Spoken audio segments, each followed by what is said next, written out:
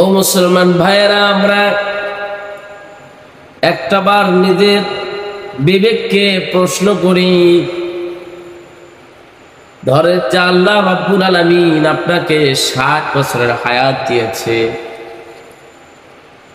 60 বছরের মধ্যে আপনার অলরেডি 40 বছর অতিবাহিত হয়েছে, 40 বছর চলে গেছে।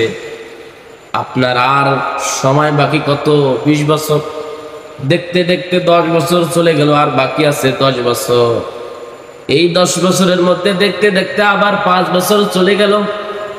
আপনার বয়স এখন 55 বছর, 55 বছর বয়স আপনার এখন, আর মাত্র 5 বছর বাকি। এরকম করে দেখতে দেখতে আপনার হায়াতে জিন্দেগির আরো 4 বছর চলে গেল, আর থাকে 1 বছর। এ মুসলমান ভাই, এভাবে 1 মাস 2 মাস হতে হতে দেখা গেল আপনার আর 5 সেকেন্ড সময় আছে। আপনি 5 সেকেন্ড পর মৃত্যুবরণ করবেন। একটা বার ভাবেন তো দেখি, আপনার তো আর হায়াত নেই, কবরের মধ্যে চলে যাবেন 5 সেকেন্ড পর। সেই মুহূর্তটা আপনার কি হবে? এবার আপনার ওই 5 সেকেন্ড সময়ও শেষ। দুনিয়ার দালান কোটা, বাড়ি গাড়ি ঘর সব কিছু ছেড়ে আপনি কবরে শুয়ে আছেন, কেউ আপনার পাশে নাই। বলেন তো দেখি, কবরের জিন্দেগিটা আপনার জন্য কি হতে পারে? আপনি কি কবরের জন্য কিছু নিয়ে গেছেন? একটাবার চিন্তা করেন, কবরে আপনার সাথে কে থাকবে? এজন্য একটাবার চিন্তা করেন, আপনার হায়াত শেষ। আপনার কখন যে মরণ হবে সময় নেই, টাইম নেই। আমাকে কবরের জগতে যেতেই হবে, কবরে যেতে হবে, আমাকে মৃত্যুবরণ করতেই হবে। অন্ধকার কবরে কেউ আমার সঙ্গে চায় না।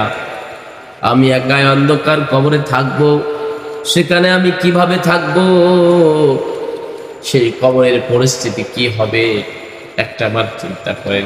সেখানে কিন্তু দুনিয়ার এই বাড়ি গাড়ি অট্টালিকার কোনো ধার ধরা হবে না।